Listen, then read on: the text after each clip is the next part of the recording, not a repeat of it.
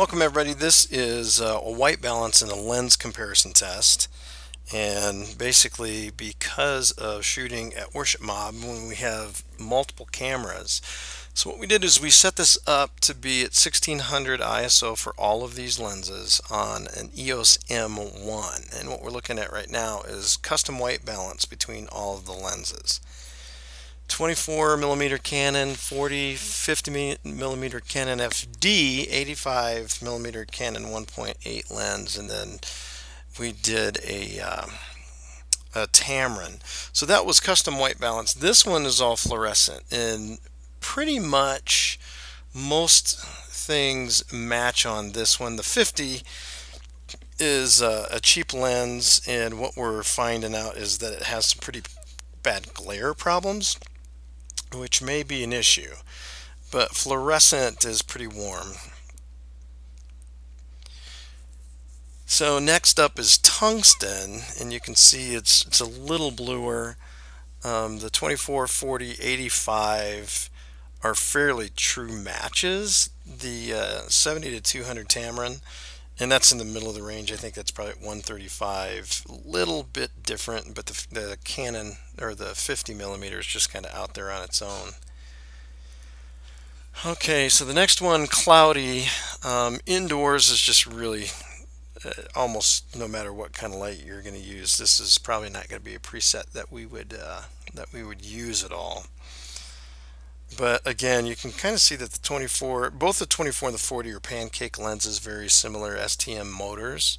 50 is a completely manual with an FD to EOS converter, and the 85 1.8 nice lens, really nice light gathering. So the all of these are actually at 1600 ISO except for the FD, because that has to be shot manually wide open at 1.8, so we move that down to 800 ISO, and all the other lenses are at 2.8. So light quality is balanced throughout all the lenses because all of them are at 2.8 and 1600 except for the 50 again, which was 1.8 and 800. So daylight, pretty warm. And basically this is in a completely different place than what we would shoot with Worship Mob. Now auto is not too bad, and it seems like the auto for the 24 and the 40 balances pretty well.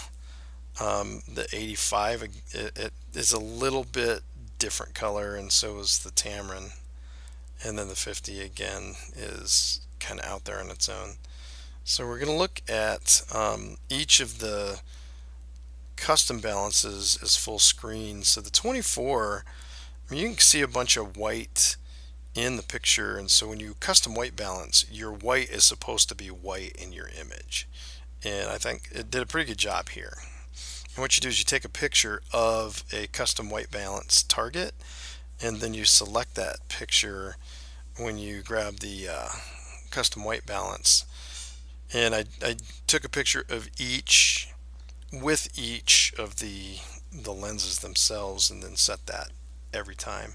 So that one looks pretty good as well. You can see the white in Santa's beard is pretty true white. So what you have to determine is if you're going to use white balance to create an effect, then really you may not be concerned with white showing up white. So now we've got the haze on the 50. It was a lens I didn't have to buy with a $16 converter adapter.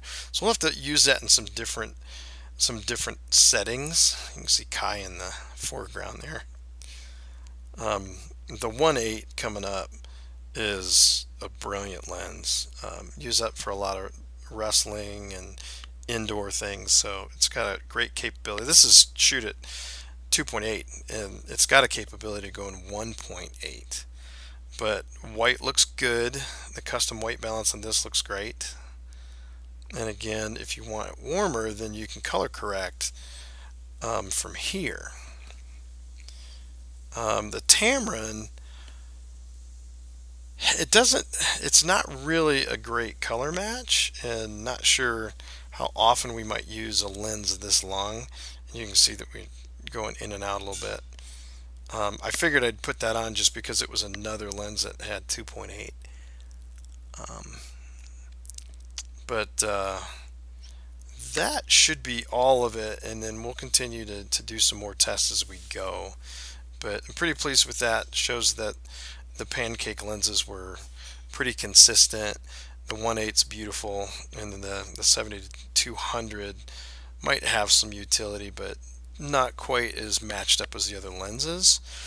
And the next thing we'll do is we'll try to see if we can match an SL1, the M1, the M2, and the M3 with the 22 millimeter lenses to see if those are consistent.